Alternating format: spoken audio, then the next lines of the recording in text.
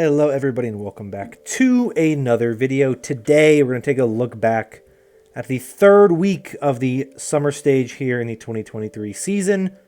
We're getting closer to the knockouts in the Eastern region and of course as well in the Western region, but East getting even closer and closer with the way their kind of season works. But let's first take a look back at what happened, and let's look at my record in picks this past week. 14-5 overall, but 0-2 on those critical big pick games. All in all, a decent week. I'm not too upset with the big pick results. So let's go and let's jump in and let's talk about what happened. First headline of the weekend, let's start with a question.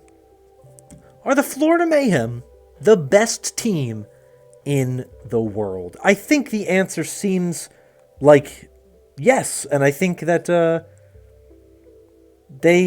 everything we can see about them looks like they are. Not only did they get a win over the Atlanta Reign this past week, massive win for them, a win over the Justice as well, but of course last week they beat the Boston Uprising. The week before that they beat the Houston Outlaws. So you look at the top of the Western region, the four teams that played in the kind of the top four midseason madness teams from the Western region, top four teams in general. Florida beat all three of them in back-to-back weeks. No other team in that top three. They've all played each other over the course of the last few weeks. And none of them have more than one win against the others, right? The Reign beat the Uprising and lost to the Mayhem and the Outlaws. The Uprising beat the Outlaws, but lost to the Mayhem and Reign. Outlaws beat the Reign, lost to Mayhem and Uprising. So there's a triangle there with those three. But the Mayhem are the thing that beat all of them, right? And the Mayhem look very, very good. They know what they're doing. They have their strength. They can play pretty much anything, which is one of the things that I think is very interesting. I think when you look at how the teams is able to play, they have very clear strengths on a number of different looks. Yes, they look really, really good on those Winston dive comps, but they also look very good on rush comps in ways that not a lot of other teams do, which is pretty big and pretty crucial, I think, to their success, is their ability to play a number of different things that really opens up their ability to kind of be good on a number of maps. Something that I think a lot of teams have struggled with is actually being consistently strong on more than, say, one or two types of maps. That's not really a problem with Florida because they look very, very good. So I've been very impressed with this team. They had a very, very good week this week. The past couple weeks have been very good for them. And the fact that they won the Pro-Am maybe was not the fluke that people may have thought it was. It seemingly is a pattern and a trend for them as they continue to climb now in the rankings here in the Western region. I'm along for the ride. They're a very fun team to watch. They're firing on all cylinders, and I'm very excited to see where this team goes next. Another big story from this weekend, though, happened when the LA Valiant were victorious over the Vegas Eternal in a reverse sweep. Unfortunately for the Eternal, it means they are still winless, as they were unable to beat the Spitfire on Sunday. But the Valiant, after a, decently poor performance against the Uprising, a good performance last week against the Shock that ultimately did not end up in a win for them. The Valiant able to reverse sweep the Eternal for their second reverse sweep of the year. There was a stat that I saw that they are now tied for the most all-time, I believe New York and the San Francisco Shock for the most reverse sweeps of all time. So very interesting thing to look at with this Valiant team, who have been pretty good, honestly, in the second half of the year. They had some shining moments in the first half of the season, though they were few and far between. But the second half of the season, they've looked pretty good. Yes, their wins are not against great teams.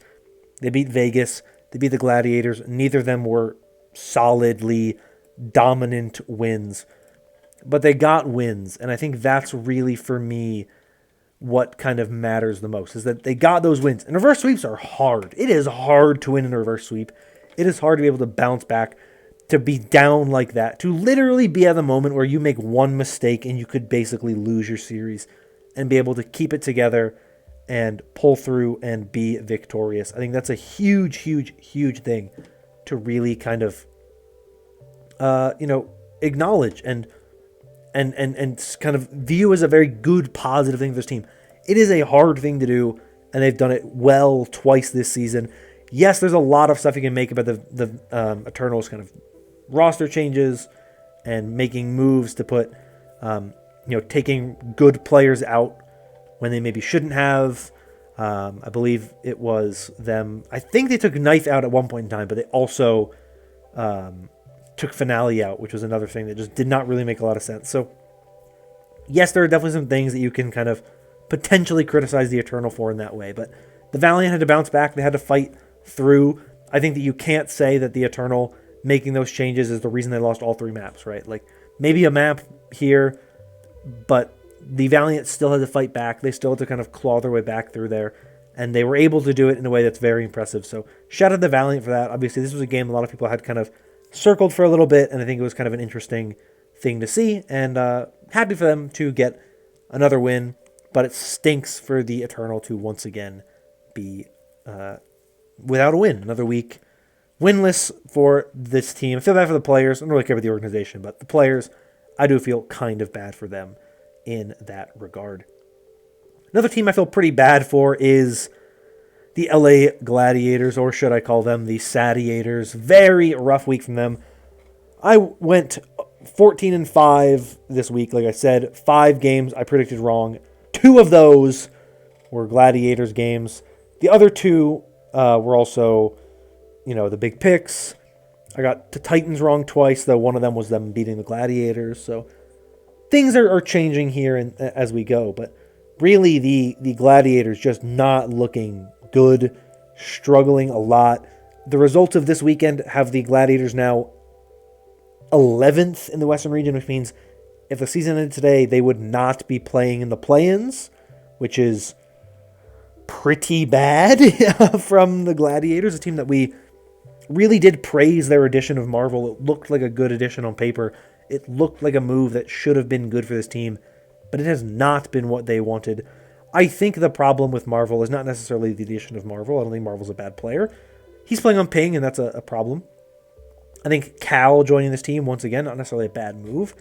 But I think part of the problem is they made moves that killed this team's synergy in quite a lot of ways. And at the end of the day, yes, Dante was not a great Winston player. It wasn't something he was particularly great at in comparison to a lot of the other great Winston players in the history of the Overwatch League. But they had an identity with Dante. They had something with Dante that worked. They had synergy. They had compositions they looked very good on. Those Ramattra-based rush compositions. I mean, this team, they got second in the Pro-Am. They had some good wins during the season. They obviously had a good look in the play-ins or the knockouts for the spring stage, where they got very close, one map away from making it to Korea. So they didn't really feel like a team that needed to make serious moves like that. And as much as I like Marvel, I think it overall could be a better addition long term in better circumstances.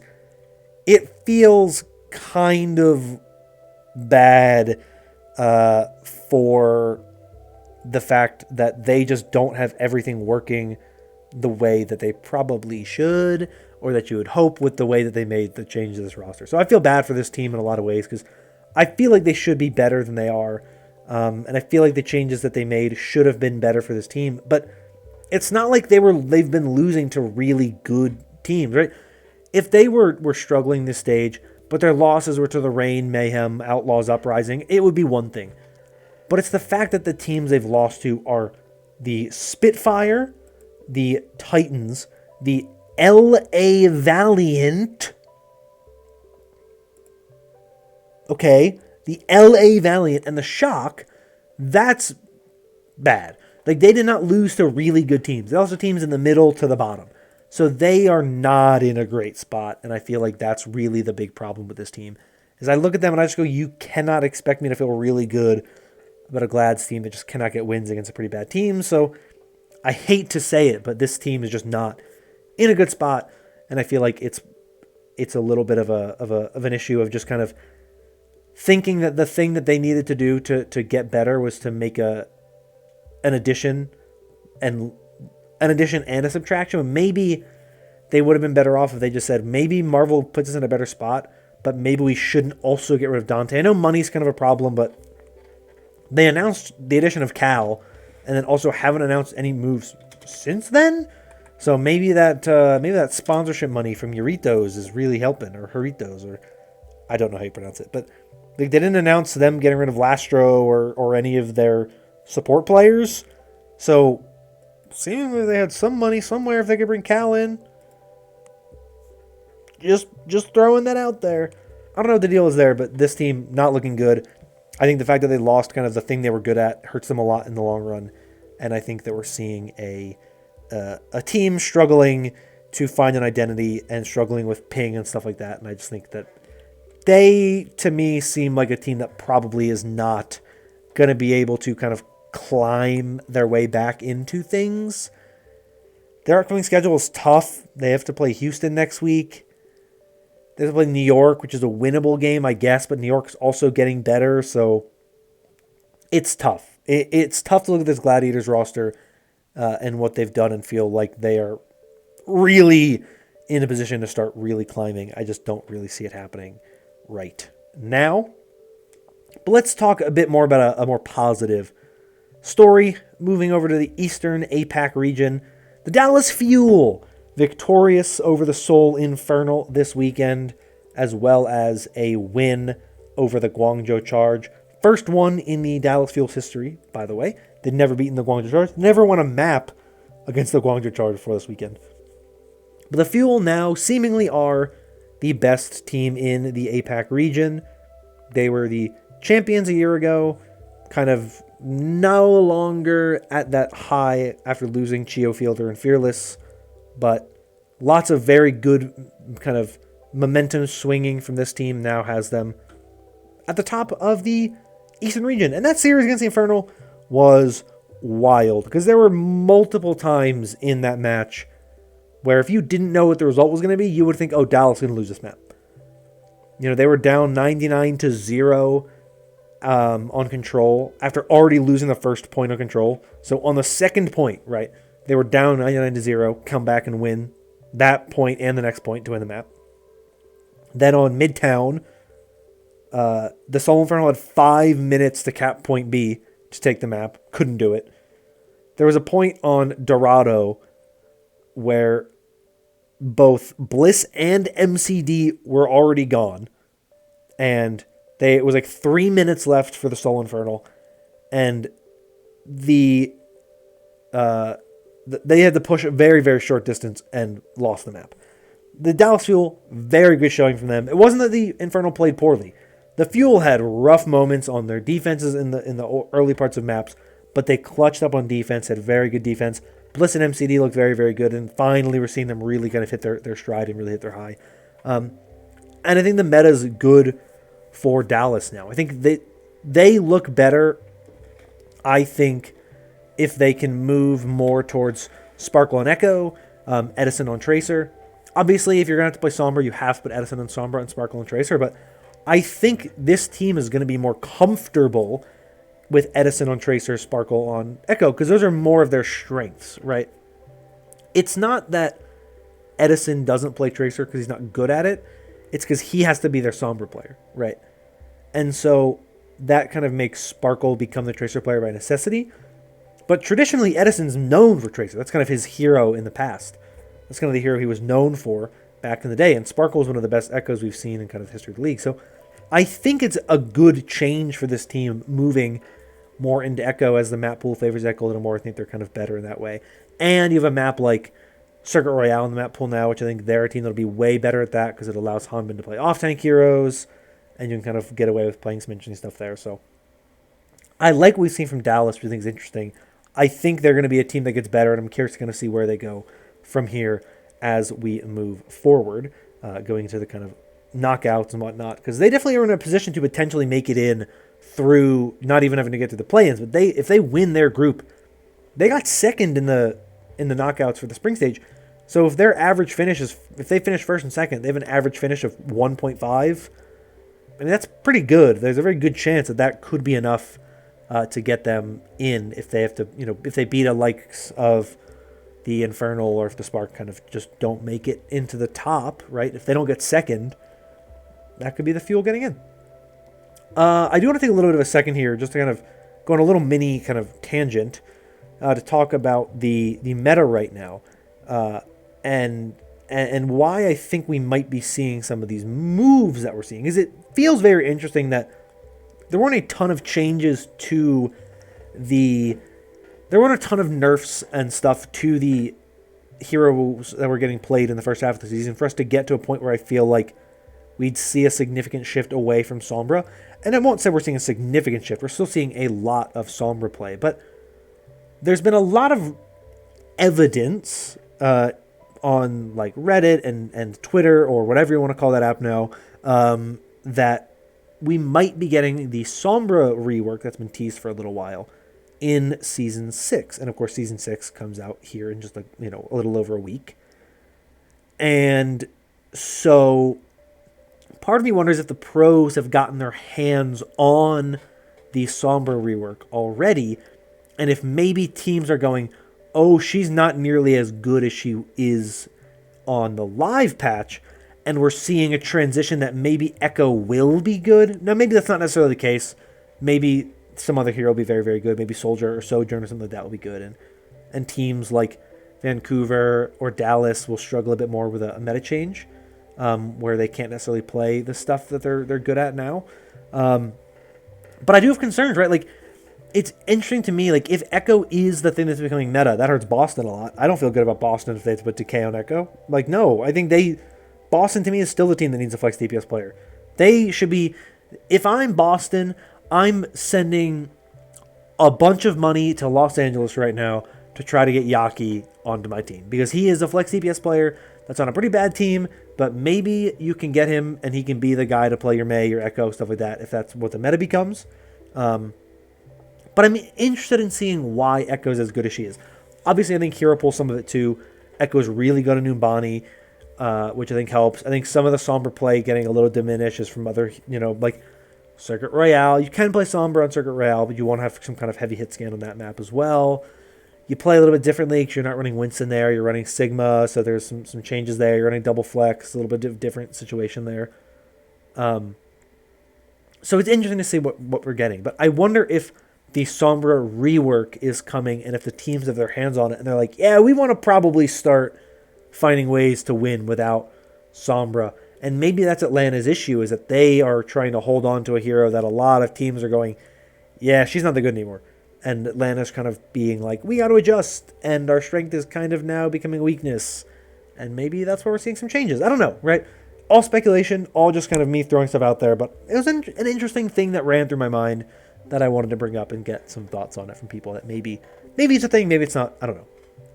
Let's get back to talking about the games, though, in the APAC region. And let's talk about the Seoul Dynasty, because I think they are a very fascinating team. And I want to shine some light on their weekend, because they didn't necessarily play anybody incredible. They didn't play, a team like the Infernal or the Spark or the Fuel that we kind of view as better teams. Yes, they played two contender teams, Dreamers and Pokerface, but they're the two best contenders teams in my opinion. Dreamers is 3-3, Pokerface 1-5, unfortunately, not doing as well as I thought they would. The loss of Finale hurts this team, I think, more than I initially would have expected. But the Dynasty are a team that I think are getting much better. I think as Vindame and Easyhan become more ingrained and kind of begin to mesh better with this roster, this to me is a dark horse team. They beat the Spark last week. That's a really good win. They're getting better and better as the weeks progress. I don't think they really have any chance of making it in through the knockouts unless they won their group and teams like the Infernal and the Spark and the Fuel just collapse monumentally, and same with like Dreamers. Then they could get in if that happened, but they are at least in a spot where they could definitely get hot. And if we assume that the Fuel and the Infernal right now are the top two teams right now, let's say they're the two teams that move on through the knockouts, I think the Dynasty can beat the Dragons, Charge, and Spark in the play-ins with relative ease. They've already beaten the Spark. They've lost the Dragons, but I think they're better now that Vindame's more associated. I think the Charge are boomed and the Charge are doomed. I don't think there's any hope for the Charge. So I absolutely think the Dynasty are in a position right now that they are a scary team that is getting better and better. I think the Dragons are in a similar spot as well. But to me, right now, the Dynasty are the more impressive team. This weekend is big for them because they have to play the Charge and the Infernal. I think they should beat the Charge with relative ease, but that Infernal Dynasty matchup is really fascinating. And I think it'll be the game that tells us a lot about where these teams are going forward. Because if they can win that game, if they can beat the Infernal, the Dynasty are a legit contender to get out of this group, whether it be through the knockout, through the play-ins, and make it to the grand finals and play on stage in Toronto. So I have my eyes on them. I think they're a fascinating team to watch. I think they're only going to get better as they kind of work this roster together, and I think they're one of the teams that I will keep my eyes on as we go forward. Let's now take a look at the current standings as we close out this third week. Some real juicy things here. As you can see, the London Spitfire went from elimination if the season were to end to jumping the Gladiators, the Justice, the Defiant, and the Excelsior to sit in a pretty good spot with a 6-8 record. Obviously, they've played more games than New York, Toronto, Washington, and the LA Gladiators, so as those teams play more games, that could change. New York could jump them again, Defiant could jump them again, and so on. But they're at least in a position now that they have some control. That if they just win games, they do at some degree control their own destiny. They could win out, and if they won out, they would be in, as far as I can tell. I believe they only have 2 more games because it's a 16-game season. I don't know who their last 2 opponents are, but it will be interesting to see what happens as we go forward. But looking at the other parts of the standings, Reign's still at the top, but with a 4 differential lead on Mayhem, that is the only thing keeping them apart from them. Outlaws 3, jumping the Uprising drop down to 4. Titans now in 5th, Shock in 6th, and then like I said, Spitfire, Excelsior, Defiant, Justice, Glads, Valiant there, 2 wins over the Eternal. So rough for the Eternal, but I guess it's not fully out. They could still finish ahead of the Valiant if things go their way. And in the East for the summer stage, you can see Fuel now at the top, Infernal just below them, Spark and Dynasty, teams to look out for, Dreamers, Dragons, Panthera, Charge, Pokerface, O2 Blast. Very interesting, very close, very exciting. Eastern region's going to be cool to see the knockouts. I'm excited to see SPG and Rhodes once again. They've had some time off to cook, and so it'll be cool to see them as we get there. That's it, though, for this week and my look back. Let me know your thoughts in the comments down below. Anything I talked about, whether it be the meta discussion, whether it be any of the teams, any of the matches, any of the whatever.